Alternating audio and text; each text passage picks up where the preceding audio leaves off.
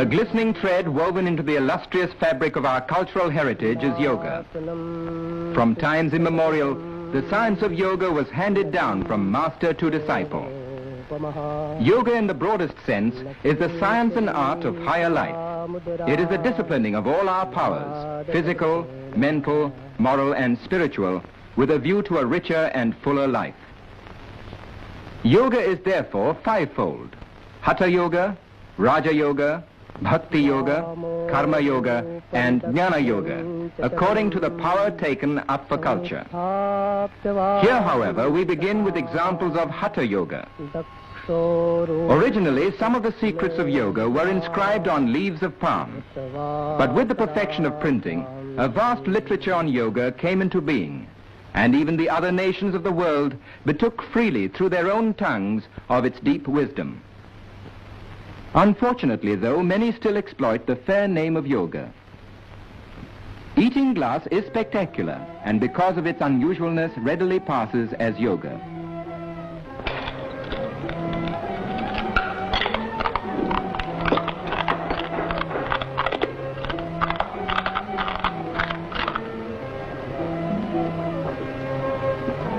Any audience will watch such a feat in wide-eyed wonder, and more so when the performer follows it with undiluted nitric acid. But these exploits aren't yoga. Here's a Swami who is always ready to serve suffering humanity. The secret lies in the talisman. Such earnest meditation means time, and time means money in any language, more so in this Swami's.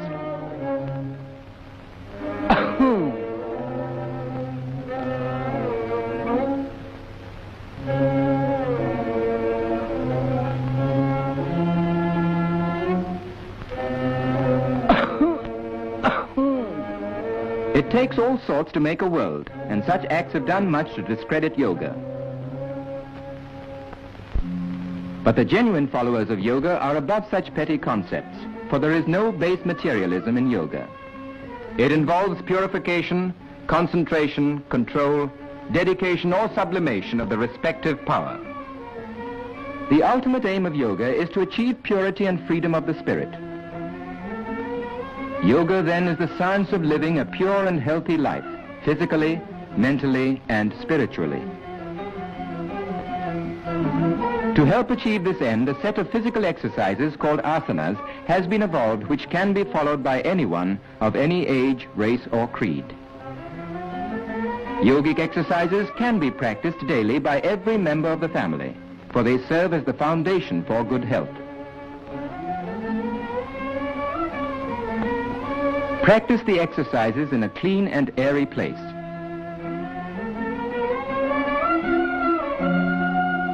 It's never too young to learn or to benefit from yoga. Here is a yoga institute in Bombay which still preserves the ancient traditions and caters to the needs of our countrymen.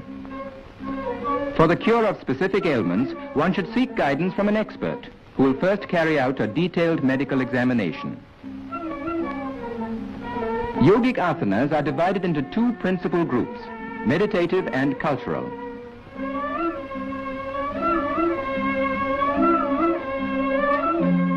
This asana, Dhanurvakrasana, or the bow curve pose, helps to keep interior and posterior muscles supple. The average man uses only 1/3 of his lung capacity.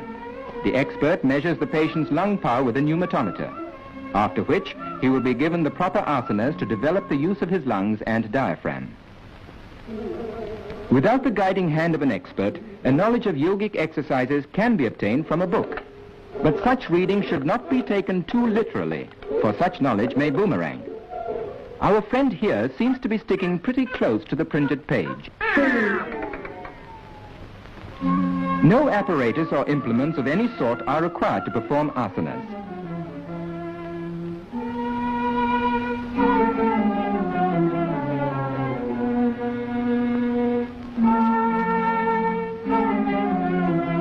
Unlike physical culture in the Western style, the accent on asanas is not to develop muscles for the sake of muscles alone.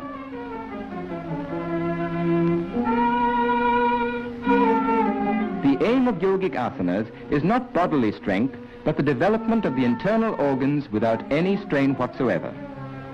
The Yoga Mudra, through compression, stimulates the abdominal organs, and through maximum stretch of the spine, it adjusts the vertebrae and increases spinal circulation.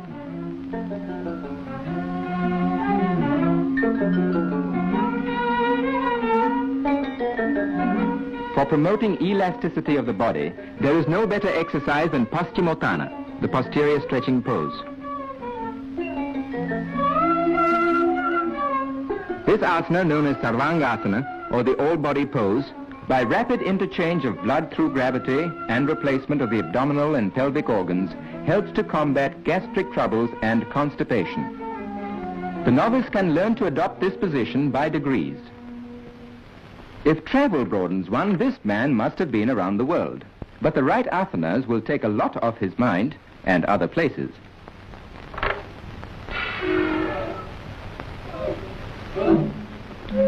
Even though of ancient origin, the daily practice of yogic exercises will benefit all who live in the modern world, no matter what profession we follow.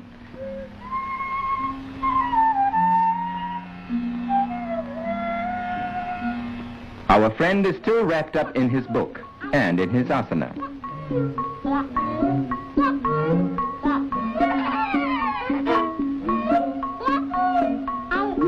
What he needs is a helping hand. Good, he has one to spare. Shirasasana, or the head-low posture, commonly called the topsy-turvy pose, is a form of head-low exercise that requires great skill and execution. Observe its execution carefully. It is, however, an asana that is extremely beneficial to persons suffering from constipation. The Shirashasana must be practiced in moderation by stages, first a few seconds and then gradually increased to 5 minutes. It improves the general circulation, especially in the head, and relieves pressure on the distended or compressed internal organs. It is good for the brain and improves the memory. It is also supposed to prevent gray hair. The beneficial effects of yoga are also enjoyed by our women. Here's the Bhujangasana, or the famous cobra pose, specially suitable for women in the exercising of the spine and abdomen and for toning up the pelvic muscles.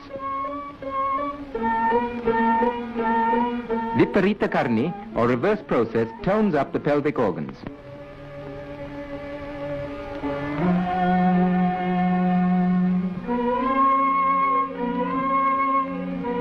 This exercise of Ardha Matsyendrasana is used as a lever for the lateral twists of the spine. It stimulates brain activity. Such is the success of yoga in the West that a famous ballet school in Europe has adopted many of the asanas as a part of its curriculum.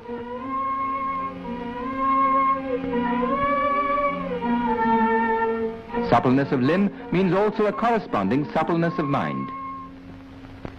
Well, this is what comes of sticking too closely to the printed page. In other words, he's stuck. Ladies and gentlemen, the solution to this crossleg, will appear in tomorrow's paper.